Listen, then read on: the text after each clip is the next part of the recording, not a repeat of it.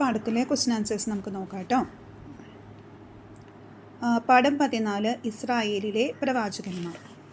ഒന്നാമത്തെ ചോദ്യം, പ്രവാചകന്മാർ നിയോഗിക്കപ്പെട്ടത് എന്തിനു വേണ്ടിയായിരുന്നു? അതിൻ്റെ ഉത്തരം ഇവിടെ വരുന്നുണ്ട്. ദൈവത്തെ മറന്ന് പ്രവർത്തിക്കാൻ തുടങ്ങിയ ഇസ്രായേൽക്കാരെ ദൈവത്തിലേക്ക് തിരികെ കൊണ്ടുവരാൻ നിയോഗിക്കപ്പെട്ടവരാണ് പ്രവാചകന്മാർ. അപ്പം ഇസ്രായേൽക്കാർ ദൈവത്തെ മറന്ന് പ്രവർത്തിക്കാൻ തുടങ്ങിയപ്പം അവരെ തിരികെ കൊണ്ടുവരാൻ വേണ്ടി നിയോഗിക്കപ്പെട്ട ആളുകളാണ് ആര്? പ്രവാചകന്മാർ. പ്രവാചകൻ എന്ന വാക്കിൻ്റെ അർത്ഥം എന്താണ്? ദൈവത്തിന് വേണ്ടി സംസാരിക്കുന്ന വ്യക്തി എന്നാണ്. ദൈവത്തിന് വേണ്ടി സംസാരിക്കുന്ന വ്യക്തി എന്നാണ് പ്രവാചകൻ എന്ന വാക്കിൻ്റെ അർത്ഥം. അടുത്ത ചോദ്യം, ഓരോ പ്രവാചകനും ഇസ്രായേൽ ജനത്തെ ദൈവവഴിയിലൂടെ നയിച്ചത് എങ്ങനെ? അത് വലിയ മാർക്കിൻ്റെ ക്വസ്റ്റ്യൻ ആണെങ്കിൽ നമ്മൾ ഓരോ പ്രവാചകൻ്റെയും പേരെഴുതിയിട്ട് അവർ ചെയ്ത കാര്യങ്ങൾ അതിൻ്റെ ഇടയിൽ എഴുതണം. ചെറിയ ക്വസ്റ്റ്യൻ ആൻസർ ആണെങ്കിൽ നമുക്ക് ഇങ്ങനെ ഉത്തരം എഴുതാം. ഇസ്രായേലിലെ പ്രവാചകന്മാർ ഇസ്രായേലിൻ്റെ തെറ്റുകൾ അവരെ ബോധ്യപ്പെടുത്തി, കഠിനമായി അവരെ കുറ്റപ്പെടുത്തി, പശ്ചാത്തപിച്ചില്ലെങ്കിൽ ശിക്ഷിക്കപ്പെടുമെന്ന മുന്നറിയിപ്പും നൽകി. ഹൃദയപരിവർത്തനം നടത്തി നന്മയുടെ വഴിയിലേക്ക് തിരിച്ചു വരാനുള്ള ആഹ്വാനമാണ് അവർ ജനത്തിന് നൽകിയത്. ചെറിയ ക്വസ്റ്റ്യൻ ആൻസർ ആണെങ്കിൽ അത്ര എഴുതിയാൽ മതി കേട്ടോ. അടുത്ത ക്വസ്റ്റ്യൻ, എസക്കിയേൽ പ്രവാചകൻ നൽകിയ പ്രത്യാശയുടെ സന്ദേശം എന്ത്? നമുക്ക് പ്രത്യാശയുടെ സന്ദേശം എന്താണെന്ന് നോക്കാം. എസക്കിയേലിൻ്റെ ആണ്.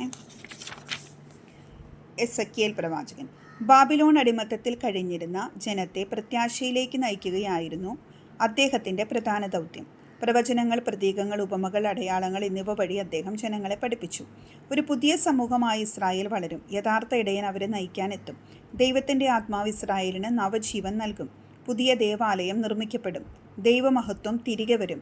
ഇതൊക്കെയാണ് എസക്കിയേൽ പ്രവാചകൻ നൽകിയ പ്രത്യാശയുടെ സന്ദേശങ്ങൾ. അടുത്ത ക്വസ്റ്റ്യൻ, ആരാണ് സഭാപ്രബോധകർ? ആ പേജിൽ തന്നെ 96 തന്നെ ഉത്തരവുണ്ട്. പുതിയ നിയമ ജനതയായ സഭാ സമൂഹത്തിന് മാർഗനിർദ്ദേശങ്ങൾ നൽകുന്നവരാണ് സഭാപ്രബോധകർ. പഴയ നിയമജനത്തിനെ നേരായ വഴിയിലൂടെ നയിക്കാൻ അന്ന് പ്രവാചകരുണ്ടായിരുന്നു. അതുപോലെ പുതിയ നിയമജനമായ സഭാ സമൂഹത്തിന് മാർഗനിർദ്ദേശങ്ങൾ നൽകിയവരാണ് സഭാപ്രബോധകർ. പ്രധാനപ്പെട്ട 5 പേരുടെ പേരുകൾ പറയാനാണ് അടുത്ത ക്വസ്റ്റ്യൻ. അത് നമുക്ക് ഇവിടെ ഉണ്ട് കേട്ടോ. ഇരണേവൂസ്, സിപ്രിയാൻ, അംബ്രോസ്, അഗസ്റ്റിൻ, ബേസിൽ, Athanasius, Aprem, Jerome, John Chrysostom എന്നിവർ കേട്ടോ. പിന്നെ ഓരോ പ്രവാചകനും എന്ത് ചെയ്തു എന്നുള്ള ചോദ്യത്തിൻ്റെ ഉത്തരം എഴുതണമെന്നുണ്ടെങ്കിൽ നമ്മൾ ഇവിടെ നോട്ട് എല്ലാവരുടെ കാര്യവും പറയണം. ഏലിയ ഹെഡിങ് എഴുതിയിട്ട് അതിൻ്റെ കീഴിൽ എഴുതണം. ഏഷ്യ, അതുപോലെ തന്നെ ജെറമിയ, അപ്പുറത്ത് എസക്കിയേൽ. അപ്പോൾ നമ്മൾ പ്രധാനപ്പെട്ട ആൾക്കാരുടെ പേര് എഴുതിയിട്ട് അവർ ചെയ്ത കാര്യങ്ങളും കൂടി ഡീറ്റെയിൽ ആയിട്ട് എഴുതുക കേട്ടോ. അപ്പോൾ ഇത്രയാണ് 14ാമത്തെ ചാപ്റ്ററിലെ ക്വസ്റ്റ്യൻ ആൻസേഴ്സായിട്ട് വരുന്നത് കേട്ടോ.